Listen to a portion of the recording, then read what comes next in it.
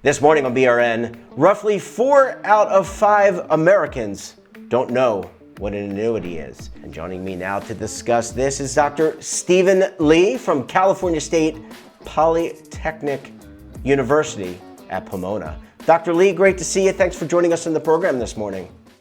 Glad to be here. Thanks so much. Yeah, and I know one of your roles at university is teaching personal finance to your students, and just to level set. I mean, are you finding students prepared and understanding of just general personal finance when they come to your class?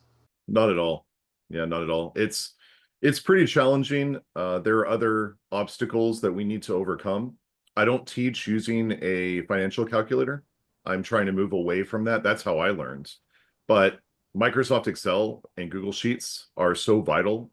I find that so many companies, when I talk to them about networking and placing students into internships and the like, so many companies, pretty much every company expects Excel proficiency. And so many, an alarming number of students don't have that. So I have to provide training videos and things of that nature, and in-person instruction, oftentimes office hours, you name it, to walk students through very basic Excel calculations and functions and all that fun stuff. And so because we learn things like time value of money, how to calculate marginal tax rates and things of that nature in Excel, I have to first oftentimes train them in Excel before we can even get to those important calculations. Well, doctor, I learned on an abacus. So I guess today's kids are probably a little further ahead than I am. Doctor, an interesting study came out. I want to ask you about this. And does it surprise you that roughly 4 out of 5 American adults don't know what an annuity is? Does that surprise you? Again, not at all. Annuities are complex creatures, and there are, I want to say, 3 main types. There's the fixed, which just pays you a fixed amount. There's an equity indexed annuity that links to a market, such as the S&P 500, the BRIC, the FTSE, what have you. And so your accumulated cash value in there will essentially link up to a market performance indicator. And then there are variable annuities where you're directly invested in the market. So those are the 3 main types. There are several subtypes and different flavors and features and bells and whistles when it comes to annuities. So they are very complex, but it doesn't surprise me at all that most people don't know. And it's really interesting because a lot of them, those that work for school districts or other nonprofit organizations, if they have a 403B, Yep. it's a tax sheltered annuity. They have it. And it's really funny to well, maybe not funny, more like amusing to read and listen to people that blast annuities when they themselves are in an annuity through their employer. And is this lack of understanding about an annuity? Is it because that instrument is something that, as part of the broader financial literacy discussion, the personal finance discussion that you lead, saving for retirement, saving for some purpose, this vehicle just doesn't come up in conversation, typically? The trick is, where should it come up? Yeah. And this is part of a larger problem. Perhaps a lot of my colleagues will disagree with me, but I tend to boil it down to the regulatory landscape, which is incredibly complex. Easily, I think the most complex aspect of personal finance is who a financial planner is, what financial planning is, what a financial plan is, and how all that should and is regulated. And the problem is where do you bring up annuities? Do you bring it up in life insurance? Because technically it's an insurance contract. Do you bring it up in retirement? Because that's the main point of an annuity, is to supplement your retirement income. Where do you bring it up? Do you bring it up in the parts where you mention vetting financial advisors, becoming at least basically aware of the regulatory landscape? Where do annuities arise in the personal finance discussion? And I think that's really difficult. The way that I do it is I tend to use it as a bridge between the insurance and protection discussion portion of financial literacy and the retirement portion. So I use it sort of as a bridge, but there are probably 101 different ways to bring up annuities. And I think that's the fact that they are inherently complex, the fact that the regulatory landscape is incredibly complex, the interaction of those two just makes it really difficult conversation to have. And that's even before you get to client potential pushbacks. Oh, my money is going to be locked up. Oh, isn't insurance just a scam? I've heard that one before. Aren't insurance companies greedy and they always deny claims? It's rough. It's a tough discussion to have, I think. Yeah, and look, the industry probably hasn't helped itself.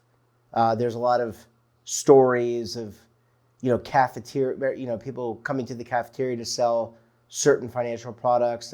As you said, the competitive, the complexity of these products. But the world, doctor, seems to be changing a little bit.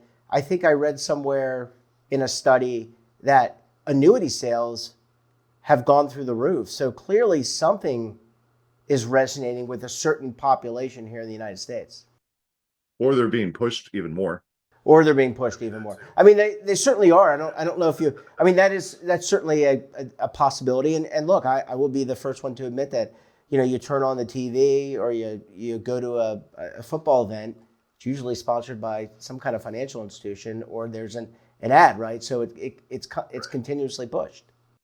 That's right. And the other thing too that I would say consumers ought to know or just be aware of is that annuities seem to be the latest battleground between different types of advisors. The insurance advisors, though specifically those who love annuities versus those who hate annuities. Annuities have become so politicized now because what's happened recently, and I say recently, within the last 5, 10, 20 years in the industry, is the word fiduciary has cropped up. And fiduciary just means if I'm a fiduciary for a client of mine, that just means I have to place their interest before me.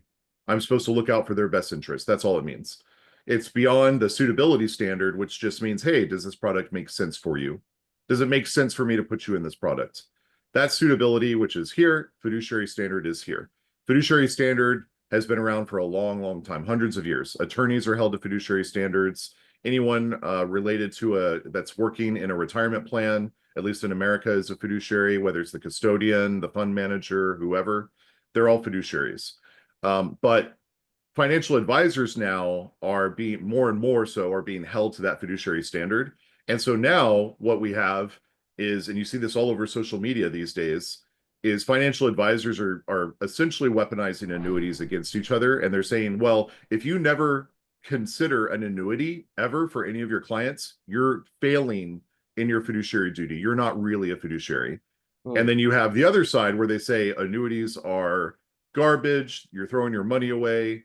And so if you ever do consider annuities for your clients, you're not a fiduciary because there's no way you can be upholding their best interests. So annuities have become the battleground between the different types of advisors as I see it.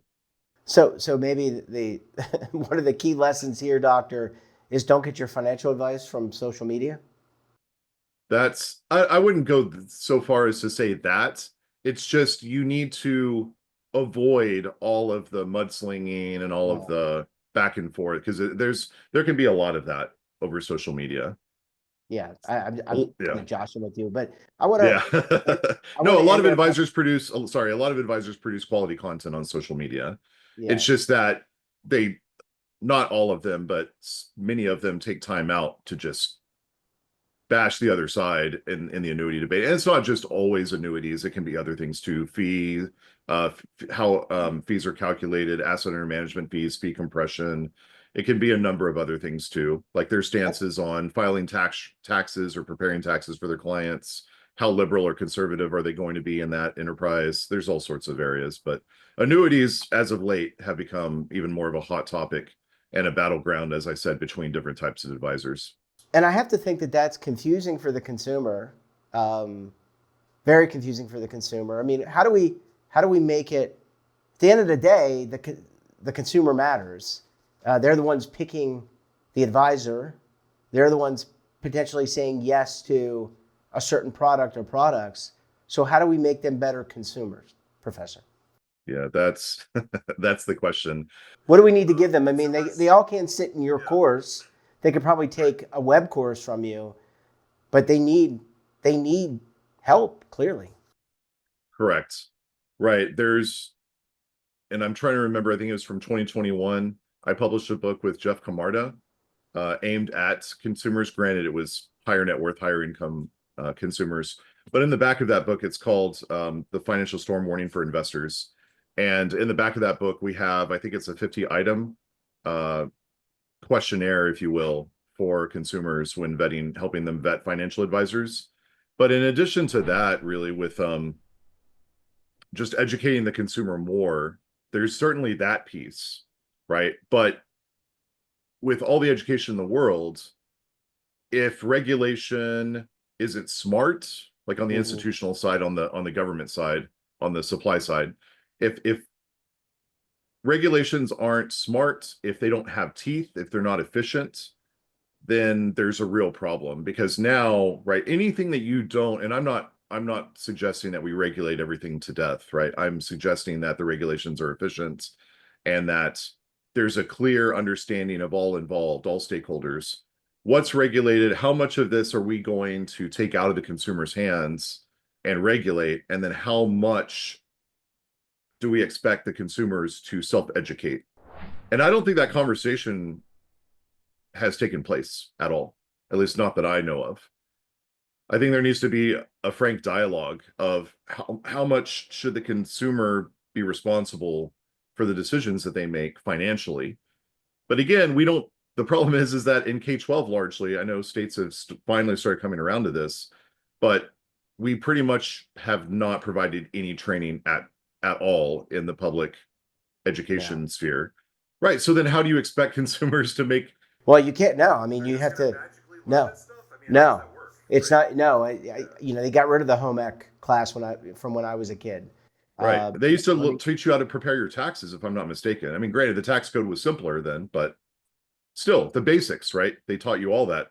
All that's my understanding. Yeah. I mean, yeah. I mean, I agree with you. I think, you have to have a baseline, and that's where people like you and other professors, doctors in personal finance can step in, but you need to have it more available to people. And I think we're starting to get there, but we're not there yet. Dr. Lee, great conversation. Thank you so much for joining us. Look, we're going to have you back because this is something, I don't think we're going to solve it in 10 shows, but I think by continually talking about these issues, you elevate them to a certain level, and then it actually can help move things along. So Dr. Lee, we're going to leave it there. Great to see you. Thanks for joining us, and we look forward to having you back on the program again very soon, sir. Thanks so much. Look forward to it. And don't forget to subscribe to our daily newsletter, The Morning Pulse, to help support BRN programming. Details, of course, at our website. And we're back again tomorrow for another edition of BRN. Until then, I'm Jeff Snyder. Stay safe, keep on saving, and don't forget, roll with the changes.